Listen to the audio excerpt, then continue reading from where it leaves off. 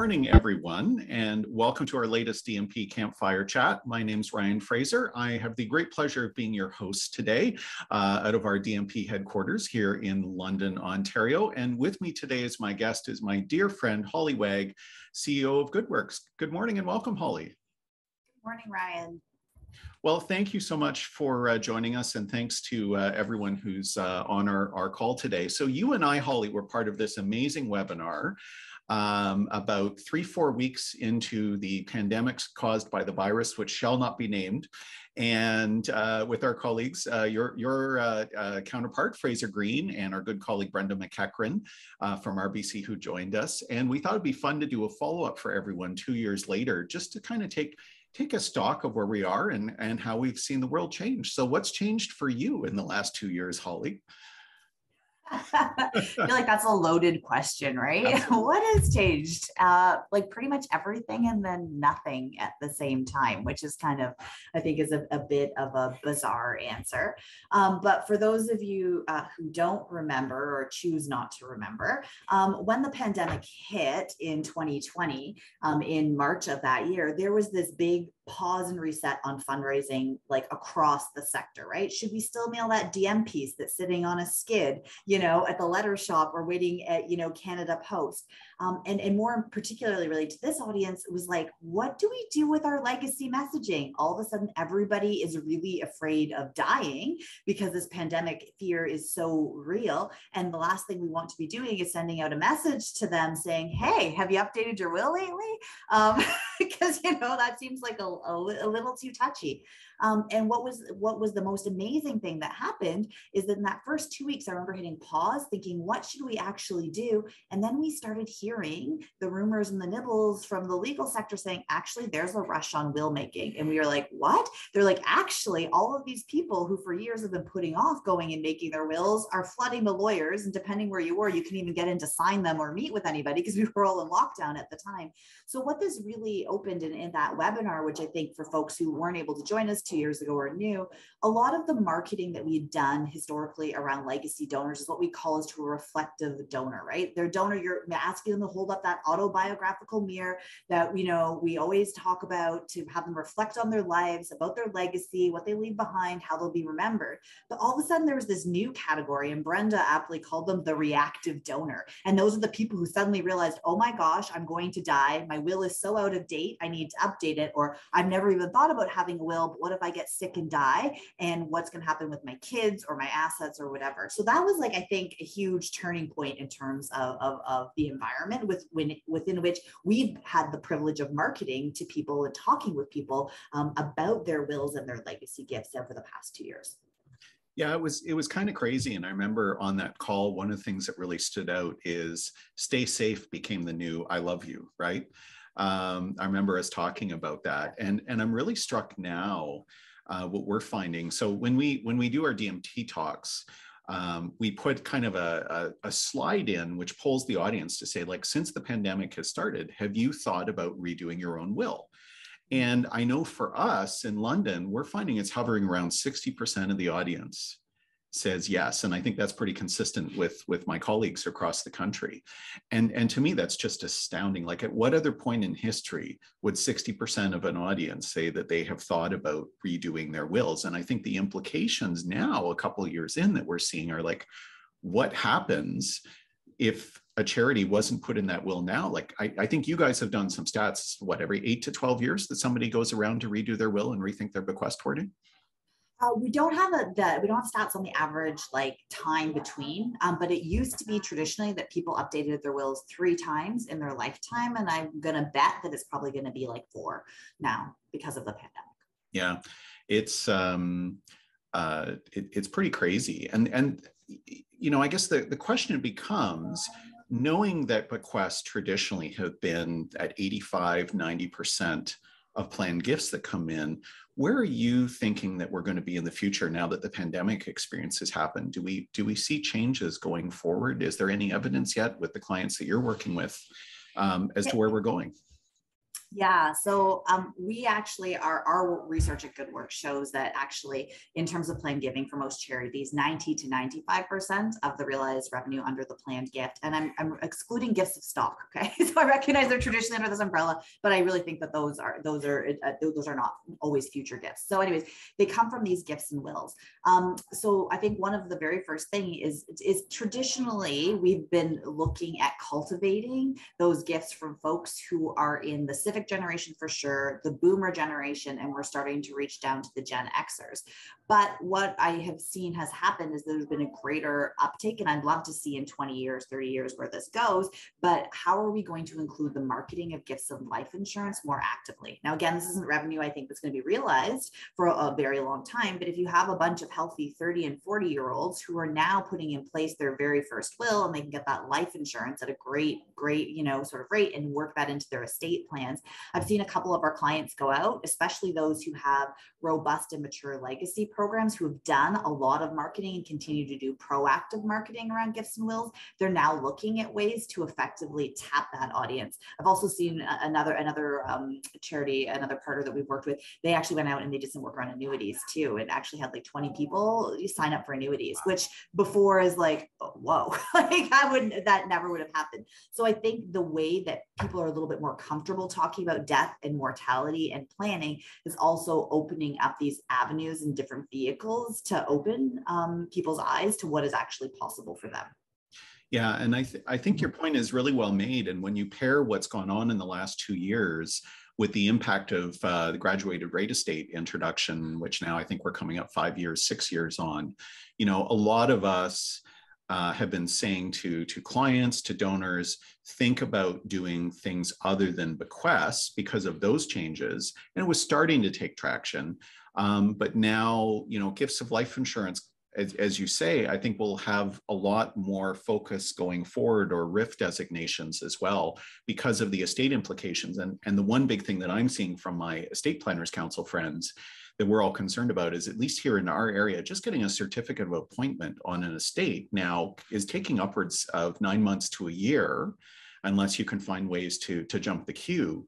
And so estates are being delayed, right? And so that's going to have a lot of impacts, I think, going forward for charities in the short term, even though many of the organizations that I've been working with lately have had record years for bequests. Like, you have to wonder how much is held up in that queue. And somebody once described this in the financial industry as a pig in a python moment, right? Because everything's delayed. There's this huge mass coming through, but like, what are the implications for everyone's program, say 2-3 years from now, if the system gets back into its regular speed?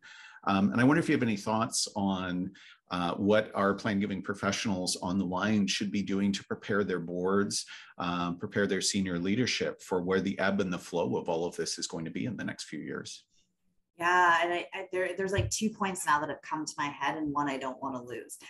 So I'll plant it so you can remind me to come back to it. But one is also what's really changed in our marketing over the last 2 years is the digital marketing, and how much more receptive our donors are, and how much more that is effectively working into the sort of marketing mix, which I'll circle back to.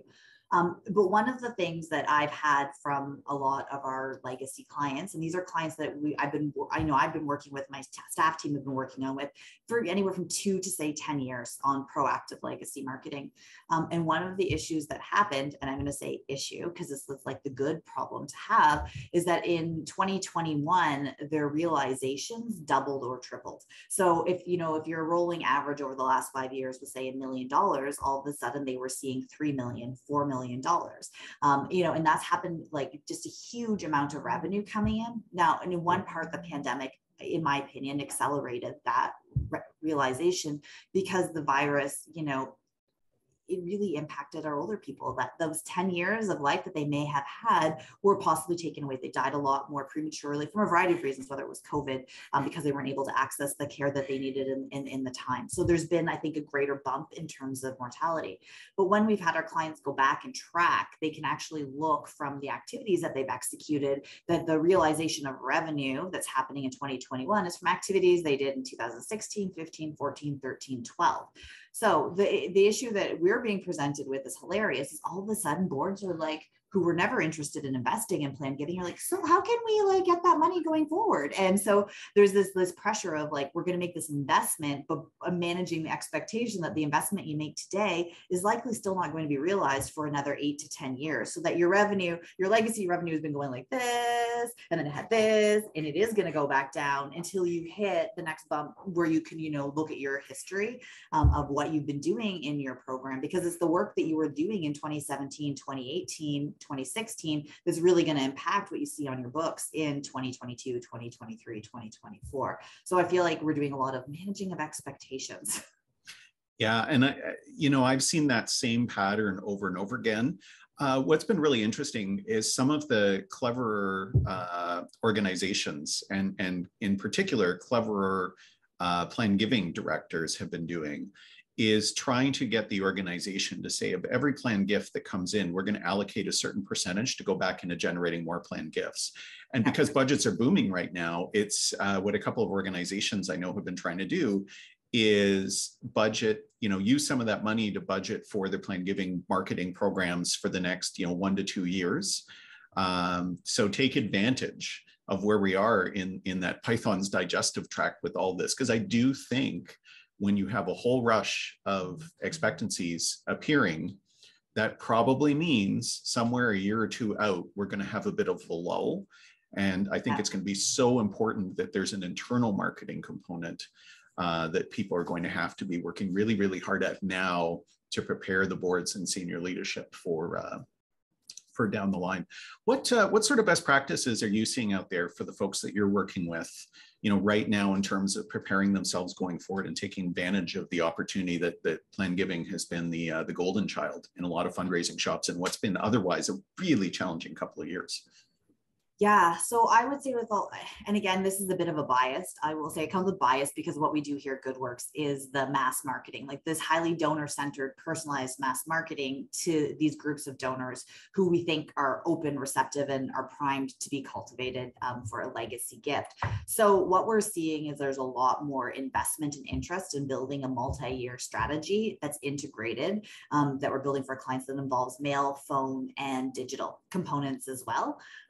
We're doing, for several of our clients this year, we're executing legacy lead generation campaigns digitally. So what that means is we are actually using advertisements on Facebook, Instagram, and through the Google Display Network to develop and identify leads that we then cultivate through another sort of digital method. And those have been really huge, particularly if you have a charity or a cause that has name, brand, or recognition that's quite significant already, because you can target that to a huge audience. And we executed a few campaigns last year for clients, and that has been pretty incredible in terms of connecting them with folks who are not currently donors in their system, but would have an interest in making this type of gift to their cause. So that is like a lot of what we're seeing. There's more of an openness and willingness now to test messaging, especially in a digital capacity. There's more of a willingness. One of the copy changes that has happened, I would say, even in pieces, is that because there are a lot more reactive donors in that pool than reflective donors than there ever was before, I don't have to tiptoe around the concept of death. And so I actually wonder if Russell James does some of this fMRI studies again in a year or two, where you see that whole death avoidance has been like a key marketing tactic, like you got to sidestep around it. We've been hitting it directly on the head in some of our appeals, especially through in the first year of COVID, and they were wildly successful. People are not afraid anymore of death in the same way that they once were. Yeah, the implications of that as a societal change, I think, are actually really fascinating. Yeah. And I know actually coming up at the conference, I believe one of our colleagues is doing a masterclass, particularly around, those discussions around death and dying, if memory serves. So if you're attending the conference, I'm pretty sure that session's on. Both full disclosure, both Holly and I have been on the program committee. So we really, really, really want you to go to the conference and enjoy it in a few weeks' time. Now let's talk about the back end a little, because we talked about the front end of marketing, but of course a really important component here is what's happening on the back end. And in terms of, we've got a lot of folks who are dealing with the estate administration side. And where do you see the dangers right now? I know you and I, when we were prepping for this call, we kind of had an aha moment of a lot of shops. There's one person who's, soliciting bequests, receiving bequests, doing all the administration around bequests. And there's a lot of people in that. Let's talk about the back end and what we have to be careful of right now. Yeah, this one makes me laugh because I quickly looked through the names of folks who attended this call in your positions, and you're probably all each feeling this if you are responsible for gift administration or overseeing the person who is. And what I have not seen is a recognition in terms of resource allocation that we actually need more internal money in terms of HR and staffing and resources to facilitate this influx of gifts. So if you're one of those people who, had 50, 100%, 150% more revenue last year, and you're chasing down these estates, which is taking longer to get in touch with people to be able to call. My staff are like, it's taking way more follow-up steps than it's ever taken me to get to all the pieces in order. So the question is, are you prepared, and have you been, making that case for additional investment? Sorry, I'm like laughing as all of the chats coming up at the same time. Doing two things at once, never a good idea. But are you able to create that case and get that additional investment and resourcing for administration, which I always think is such a challenge to prove that sort of need. But you literally do have the paperwork and all of the markers right now to get those resources. Yeah. And I think, again, I'm seeing some of the shops that are really thinking ahead, doing some work on that. And I know on this call is a shop that I've recently worked with. We're looking at insurance portfolios and auditing kind of what was in there. And, this has been a key time for them because they've actually been able to get the staff resources, which in the past, even if it's just some administrative help, someone who's not necessarily doing this full time, but if you can get someone for 10 or 15 hours a week allocated from elsewhere in the organization because you have a boom going on, that's huge, right? And just think of how it frees up time for you to do your actual job, which is fundraising. Yeah, well, and gift processing, as everybody knows, that's been a pain. Like, it's been so difficult throughout the pandemic, depending whether you're doing that processing internally or use a third-party supplier to do it, because a lot of us haven't been able to have people in the office, right? So it's actually one of these huge issues I've seen, especially working at annual. Like, so how often is somebody checking the mail? And they'd be like, I don't think anybody's been in this week to check our mail. I mean, not so much of an issue like at this current moment in time, but just simply even most folks are on a hybrid sort of schedule, if not even back in the office yet. So what does that look like in terms of all of that paper, all that processing, the trail, the ability to do your job? I like, hats off to you, because I know how hard that has been for folks. And I think too, the other interesting thing here is what that means for donors, because the donors are in that same position, right? Especially the younger donors who are working. We have noticed in our world that the switch to virtual has had a couple of real positive things come out of it that I don't think without the pandemic we would have had the ability or opportunity to do. One of the organizations that we work with here in London, formerly Jesse's Journey, if anyone's familiar, they've just rebranded as Defeat Duchenne Canada. I know in talking to Perry, the executive director, I know if he's on the call today, he might want to leave some comments in the chat, but I remember Perry saying to me about a year in, we were doing virtual DMP events and he was doing virtual education events for the Duchenne families and their donors. And they were getting all kinds of tremendous positive feedback because in the case of Duchenne families, usually most of the time, I think 95% of the time, it's a young male who's affected, but they're generally, wheelchair bound. And someone going to a live event required 6 to 8 weeks of preparation for caregiving, all those kinds of things that could easily change at the last minute. And he said they were just getting unbelievable feedback from their donors about how great it was to actually have events that they could show up the night of. And I remember meeting with one of the families after, and their son was doing wheelies in the wheelchair behind and doing high fives with mom and dad while we were talking. Like, they were just relieved, like, you have no idea how difficult this would have been to do before we all had Zoom and Teams and all these other things. And I think that we have to put a lot of thought into what that means for our relationships, because it is, I hope you find this, but I certainly find this, it's a lot tougher to build a virtual relationship with someone new. It's very easy to do what we're doing today. Someone, you and I have known each other for, a decade or so. Yeah. And so we can pick up over Zoom and resurrect our friendship and our professional relationship in a heartbeat, but it's really tough to build new relationships digitally. So what kind of things are you seeing with marketing, or are you seeing with the organizations that you're working with that people are doing to try and deal with the pros and cons now of switching to the very kind of thing we're doing right now as our webinar today? Yeah, well, I think that one's a bit of a harder one, because what I've seen, I think everybody here appreciates, people are kind of zoomed or virtualed out. So like, what is actually the new balance of that going forward?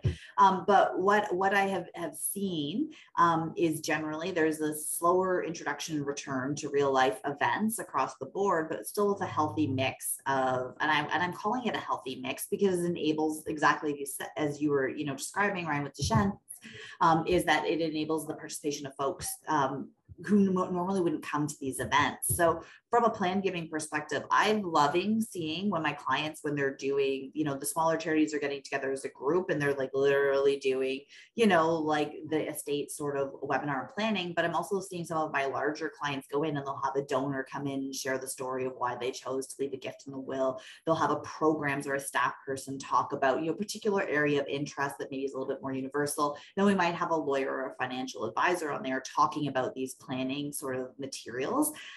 So I think that is from like a larger mass marketing perspective. But what I've heard also internally from my folks, like the clients that I work with who also have one-on-one relationships as part of their job descriptions, they are actually having somewhat of an easier time connecting with folks because there's not all that planning about the visit again and traveling. So, I still think it's like, don't be, afraid to like follow the donor's lead, like about what they are comfortable with at a certain point in time. But I have seen, I had a great, I think it was a story even from our webinar where like one of our, my colleagues had picked up the phone to call a client who was like, flagged as an intender in their file.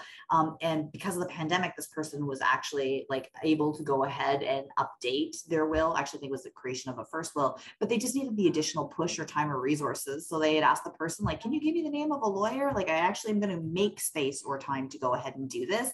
And I don't think if we had had those virtual communication methods and we didn't spend so much time to reach out and connect and contact with people, I don't think some of that progress would happen in terms of your current pipeline of moving them along as effectively as some people have been able to do. All great points. The other thing I've run into, and I don't know if other people in the call have seen this, but with PG, it's always been the case that they're really special fundraiser to donor relationships, right? And they do tend to be highly personal because you don't talk about your finances, you don't talk about your death with someone that you don't have a strong personal relationship with, right? It's just a very difficult thing for most people to do.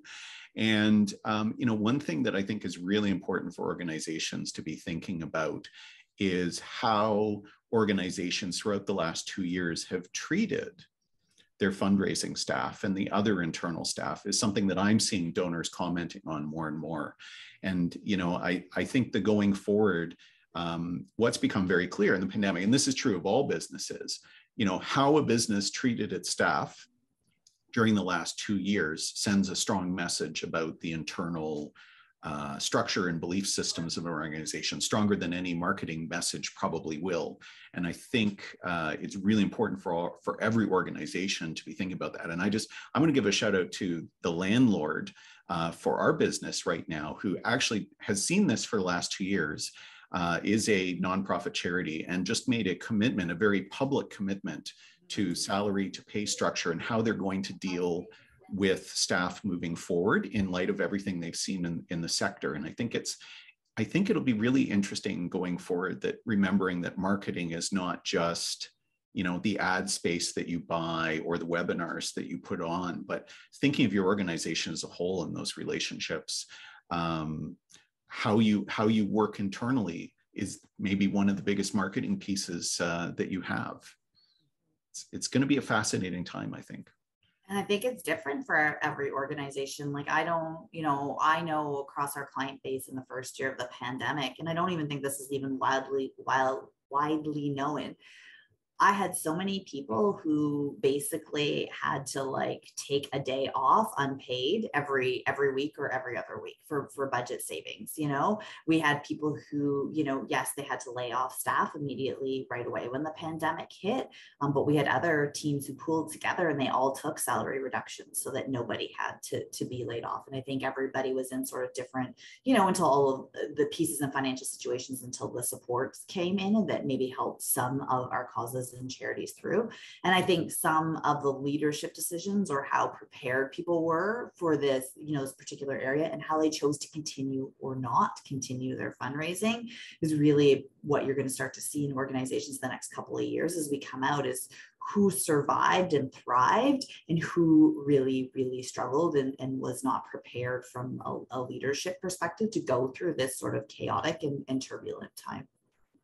Yeah, and it's the other thing too that I'm finding is like arts organizations are still struggling so much because the audience numbers, they're coming back. I went to my very first live event here 2 weeks ago at one of our theaters, and it was a good turnout, but it wasn't the turnout that would have been there beforehand, right? And so it's going to be really interesting. Healthcare's done well, we all know that in the circumstances, but I think it will be a lot of rethinking going forward. It's going to be an amazing couple of years. I think we have this huge opportunity with so many organizations where Plan Giving did carry them through financially, because those gifts came where it was much harder to get things like capital campaign gifts and other things. So it's going to be, I think, another fascinating 2 years ahead of us. And maybe you and I can have this conversation again publicly in 2 years to talk about what that looks like. Because what I also think, like, especially from our perspective, right? So like Good Works research has shown that 75% of DM donors are the ones who have a will. And when they have that will, that gift in the will is to a charity. There is a gift, for charities on average. But what's amazing is that because of events were not performing well, major gifts were not performing well. And again, this year is probably going to be a crap show in terms of how major gifts and mid-level gifts, just because of the stock market. And then you look at all of this inflation, everything is just sort of still impacting the sector. But what is amazing to me is how many of our clients saw how an annual was doing really well, and they put investments into annual. And so since we know that those direct mail donors, that those digital donors, that those monthly donors are your best prospects for a legacy gift going forward, I'm super excited to know how your COVID emergency donors, have you done a good job in keeping them and converting them to become regular givers? And are those the people in 5 to 6 years from now who will fuel the new wave of your legacy pipeline, right, to cultivate them for that gift? So I do think like that whole, future and trajectory is quite bright if you've played your strategy right. Yeah, I think that is maybe the most important point of anything you said here today, which is the opportunity, because you really learned who your super loyal donors were when times were tough. And I remember, looping back to our meeting 2 years ago, I think I shared a note that I'd gotten from one of our clients, basically saying, hey, what charities needed help? We want to give, it's okay to ask. And that was a huge, huge, huge kind of moment for many organizations. And I think we had almost 6,000 shares when I shared that on LinkedIn. It was unbelievable. Yeah. And, I think of that donor today who I just talked to earlier in the week, who has really distilled down what organizations he loves. And he realized in that moment that they needed his help. And just think of the potential of what that is. And he's a relatively young guy in his 40s. So imagine what that means for so many other people. And I've not seen the financial support waiver for those organizations. Those folks are still giving 2 years later, knowing this could be another 2 to 5 years out before things settle down for some of those orgs. So it's terrific. Well, listen, we are getting to 30 minutes in. I just want to thank you, Holly, once again for the time to chat with you. It's always a pleasure to gain your wisdom and insights and all the great research that you guys have been doing at Good Works. I'd like to thank everyone who's on the call today. It's always a pleasure for myself and my colleagues to be doing the Campfire Chats. We look forward to those in the future. And if there's anyone with great, brilliant thoughts on this, we'd love to see it out on social media. Any great learnings that you had from this, throw it up on Twitter or LinkedIn. And we'll look forward to our next Campfire Chat. Thanks, everyone.